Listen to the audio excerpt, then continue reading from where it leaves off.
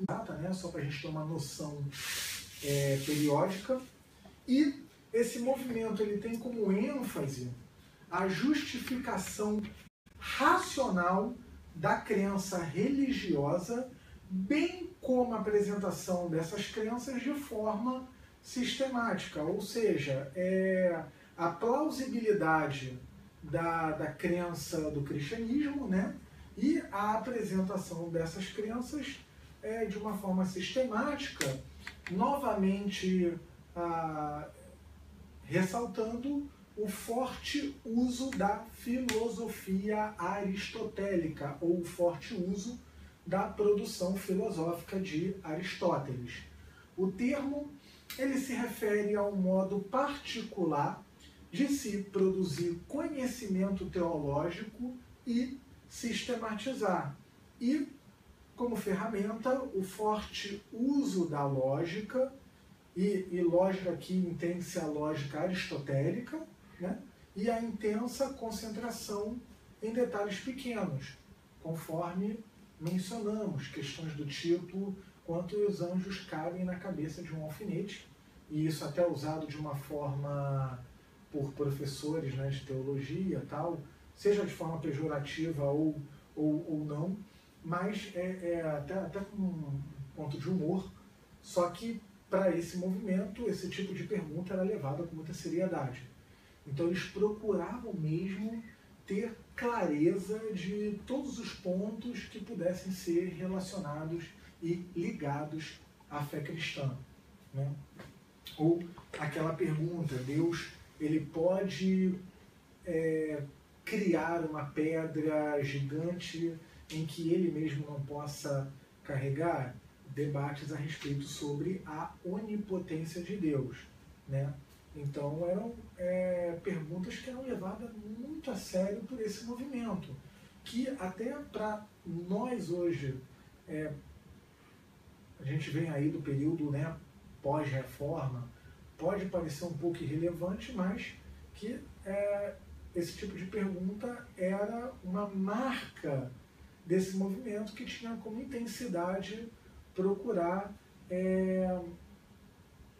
resolver essas sutilezas, né? Parodiando aqui o Duns Scotus, o doutor Sutileza, resolver detalhes pequenos, né?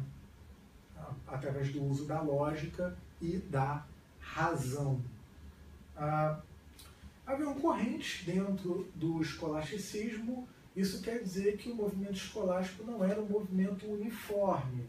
Assim como a reforma protestante, por exemplo, a gente vai ver semana que vem, tem o movimento luterano, o movimento calvinista, os desdobramentos do movimento calvinista, o movimento anabatista e o movimento reformado zwingliano. Então, dentro do escolasticismo também haviam algumas correntes, né? O realismo versus nominalismo, que era o debate sobre o chamado universal. A ideia era, eu tenho dois celulares na mão, por exemplo, então esses celulares eles são pretos. Então, para uma corrente, esses celulares eles são pretos porque ele é assim porque ele corresponde a uma realidade metafísica. Então você precisa entender essa realidade universal e metafísica para compreender por que esse celular é preto. Uma outra corrente vai dizer que eu não preciso saber o princípio universal por detrás. Eu preciso saber tão somente o detalhe, né, que o celular é preto.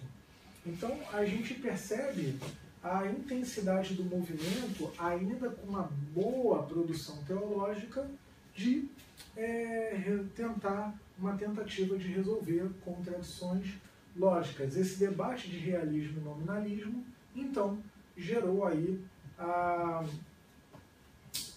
divergências, conforme já mencionado na parte biográfica, entre Tomás de Aquino e Duns Scotus, né? O tomismo e o escotismo.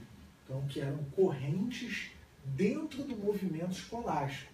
Novamente, o movimento escolástico ele não era uniforme, ele tinha pontos de interseção. O uso da filosofia aristotélica, lógica, dialética, e dialética entende-se dialética em Aristóteles, né? Sinônimo de lógica. E como também a tentativa aí, né, de uma sistematização exaustiva das perguntas que eram elaboradas, né, por esse movimento. A nível de contribuição, eles tiveram contribuição importante para as áreas da teologia cristã, especificamente sobre o papel da razão e da lógica. E, novamente, por razão aqui, né, entendendo que, historicamente, o termo razão ele toma uma conotação autônoma no movimento iluminista, né, a ideia de que a razão não pode conhecer Deus. Então, lembrando que, para o movimento escolástico, eles não entendiam o papel da razão da forma como o movimento iluminista apresentou. Eles entendem o papel da razão como um papel fundamental para o conhecimento de Deus, até conforme mencionei, né, os escolásticos acreditavam, particularmente aqui Tomás de Aquino, na dicotomia entre natureza e graça, que o homem, a criatura racional, pode conhecer a Deus por meio da razão, simplesmente por meio da razão.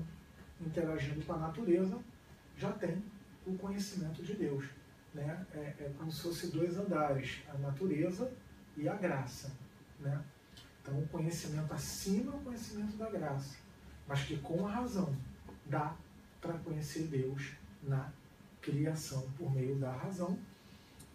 Essa percepção foi rejeitada na Reforma Protestante, na teologia reformada, né? Por conta aí da percepção da graça comum e do entendimento da fé como pressuposto e da revelação divina, né? Então, essa ideia da analogia fidei de Tomás de Aquino é rejeitada. Ok? Semana que vem, a gente vai trabalhar o movimento renascentista, o surgimento do humanismo, e a gente vai trabalhar esse movimento.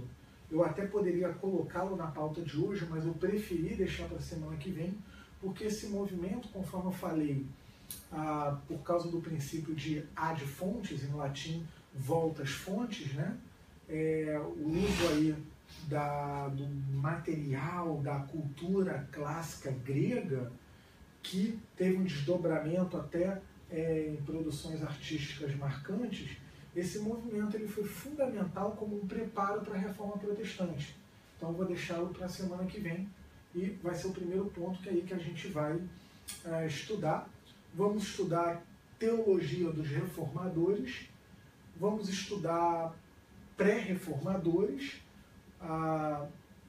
pelo menos 3 nomes aí que vieram antes de Lutero, reclamando uma volta às Escrituras e ao Evangelho puro e simples: Pedro Valdo, John Hus e John Wycliffe.